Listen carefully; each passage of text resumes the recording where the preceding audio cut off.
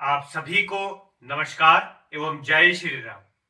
आज हम बात करेंगे प्रधानमंत्री आवास योजना में आ रही रजिस्ट्रेशन के समय लोगों को परेशानियों के बारे में। सबसे पहले सरकार ने इस प्रकार की फॉर्मेलिटीज रखी जो लोगों को परेशान कर रही है। फॉर्मेलिटीज को जो रखा गया वे तो कहने में बहुत आसान है, परंतु लोगों को जो परेशानियां उसमें आ रही है उस पे ध्यान नहीं दिया जा रहा है। प्रधानमंत्री आवास योजना एक ऐसी स्कीम है जो सबसे गरीब व्यक्ति के लिए रखी गई है, परंतु वो गरीब व्यक्ति फॉर्मेलिटीज बनाने में कितनी परेशानियों का सामना करना पड़ रहा है उस बात की किसी को चिंता नहीं है। क्योंकि एक आम व्यक्ति जिसने आज तक अपना कोई भी काम नहीं किया है, वे जब अपने नाम को ऑनलाइन करने के लिए फॉर्मेलिटीज बना रहा है तो उसमें बहुत सारी दिक्कतें आ रही है। प्रधानमंत्री आवास योजना में रजिस्ट्रेशन के लिए 10 फॉर्मेलिटीज रखी, जैसे इनकम सर्टिफिकेट, जमीन की नकल, एफिडेविट, आधार कार्ड, राशन कार्ड, चौकीदार नंबरदार की एक फॉर्म जिसमें चौकीदार व नंबरदार का साइन हो, उसके अतिरिक्त एनओसी बैंक से। ये सब चीजें जो हैं ये कहने में बहुत आसान है, परंतु एक एक फॉर्मेलिटी को पूरा करने के लिए अलग से उस फॉर्मेलिटीज के लिए भी अलग फॉर्मेलिटीज बनानी पड़ रही है। जैसे इनकम सर्टिफिकेट के लिए राशन कार्ड, जो पुराना राशन कार्ड है वो, और नया राशन कार्ड जो है वो रखा गया है। उसके अतिरिक्त चौकीदार नंबरदार की तस्दीक रखी है।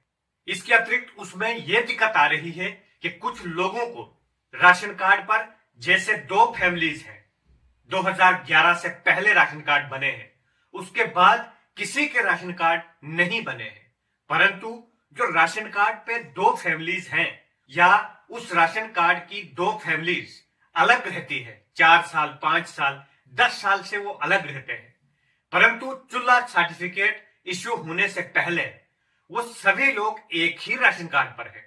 जब इनकम सर्टिफिकेट बनाई जा रही है उसमें उन सभी लोगों की इनकम रखी जा रही है। जब चौकीदार नंबरदार ने तस्दीक देनी है, वे 2 तस्दीकें एक राशन कार्ड की बनानी पड़ती है, जिसमें एक को चूल्हा के लिए और एक को राशन कार्ड के लिए। परंतु जब ऑनलाइन की जाती है, ऑनलाइन में इनकम सर्टिफिकेट वापस भेज देते हैं कि राशन कार्ड पर 10 लोग हैं, परंतु जो तस्दीक दी गई है उसमें 5 ही लोग हैं। इससे अतिरिक्त कई परेशानियां जो लोगों को आ रही है उसमें लोग बहुत परेशान हैं, क्योंकि जो पोर्टल है, जो ऑनलाइन पोर्टल है, वो भी बहुत व्यस्त है। आज हजारों लोग उसमें अप्लाई कर रहे हैं, और जब एक सर्टिफिकेट के लिए अप्लाई किया जाता है और वो वापस आती है उसमें बहुत सारी परेशानियां आती है। एक एप्लीकेशन ऑनलाइन करने के लिए लगभग 4 से 5 दिन लग जाते हैं, उसके बाद पटवारी, उसके बाद तहसीलदार, और जब वो वापस आती है तो बहुत सारी परेशानी आती है, क्योंकि दूसरी बार उनको फिर से 4-5 दिन वेट करना पड़ता है। लिहाजा इसमें एडमिनिस्ट्रेशन को ध्यान देना चाहिए कि गरीब लोगों को इन समस्याओं का जो सामना करना पड़ रहा है उसमें कोई राहत मिले।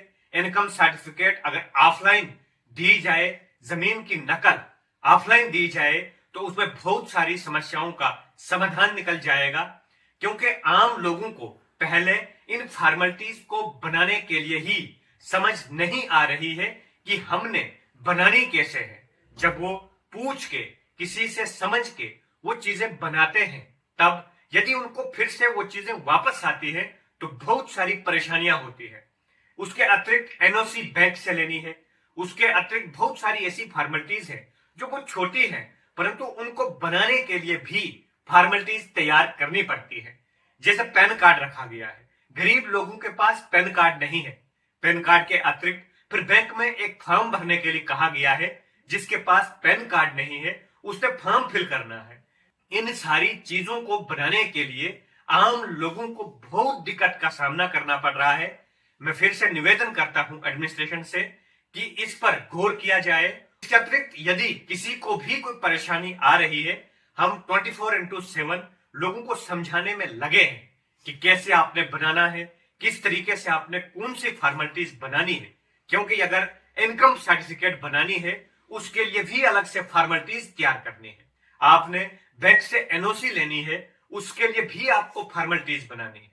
आपने पैन कार्ड या अलग से वो फॉर्म भरना है उसके लिए भी आपने फॉर्मेलिटीज तैयार करनी है। तो ये बहुत लंबा प्रोसेस बनता जा रहा है, समय बहुत कम है, लोगों को मकान की आवश्यकता है।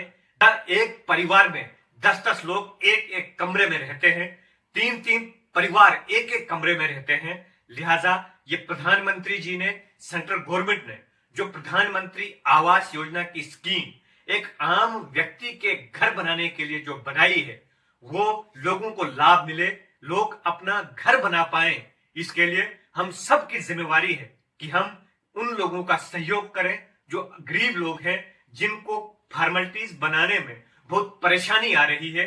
इसके अतिरिक्त कई लोगों के पास जॉब कार्ड अभी तक नहीं है, लोगों के पास जॉब कार्ड नहीं बने हैं। कई लोग हमें फोन करते हैं कि मेरा जॉब कार्ड ही नहीं है, और जॉब कार्ड बनाने के लिए भी डिपार्टमेंट के अंदर बहुत सारी परेशानियां आ रही है। जॉब कार्ड बनाने के लिए भी आपको अलग से फॉर्मेलिटीज तैयार करनी है। इसलिए ये जो 10 फॉर्मेलिटीज रखी है इसमें 4-5 ऐसी फॉर्मेलिटीज हैं जिनके लिए अलग से फाइल तैयार करके ऑनलाइन अप्लाई करने के बाद आपको वो फॉर्मेलिटी मिलती है। यानी ये 10 फॉर्मेलिटीज बनाने के लिए लगभग 50 डॉक्यूमेंट्स इकट्ठे करने पड़ते हैं, तब जाकर ये फाइल कंप्लीट होती है। लिहाजा ये बहुत ही टफ काम है, बहुत ही मुश्किल है, एक आम व्यक्ति के लिए बहुत परेशान करने वाला ये विषय है।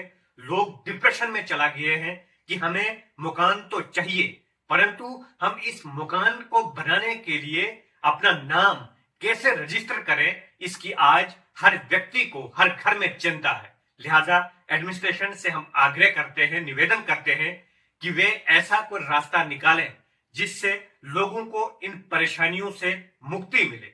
क्योंकि एक एक फॉर्मेलिटी बनाने के लिए लोगों को 4-4, 5-5 दिन दफ्तरों में भटकना पड़ता है, दफ्तरों में दौड़ना पड़ता है, उनको जेब से खर्चे हो रहे हैं, होटलों में बैठकर उनको अपने जेब से पैसे खर्चने पड़ रहे हैं। और जिस व्यक्ति के पास पैसे नहीं है वो व्यक्ति आज के समय में मकान की फॉर्मेलिटीज बनाना ही छोड़ गया है। लिहाजा हर व्यक्ति को प्रधानमंत्री आवास योजना के अंदर घर मिले, इसके लिए हम सबको प्रयास करना है और हम सब इसके प्रयास में लगे हैं। हमारे तहसीलदार साहब, पटवारी साहब, सभी लोग लगे हैं, परंतु इतना रश है, इतनी लोगों को दिक्कतें आ रही हैं। एक पटवारी को दिन में सैकड़ों के हिसाब से उनको इनकम व जमीन की नकल देनी पड़ती है, और यदि उसमें भी परेशानी आए फिर उनको वापस पोर्टल पे भेजनी पड़ती है। इसलिए इतनी सारी समस्याओं को देखते हुए हम सब की ये जिम्मेवारी है कि हम भी सहयोग करें, वॉलंटरी हमें आगे आना पड़ेगा, और साथ में जो एडमिनिस्ट्रेशन के लोग हैं उनको भी एक रास्ता निकालना पड़ेगा जिससे लोगों को इस परेशानी का सामना ना करना पड़े और अपना नाम प्रधानमंत्री आवास योजना में रजिस्टर करें और वो भी अपना अलग से घर बना पाए। इसी निवेदन के साथ आप सभी का बहुत बहुत धन्यवाद। जय हिंद, जय भारत, जय श्री राम।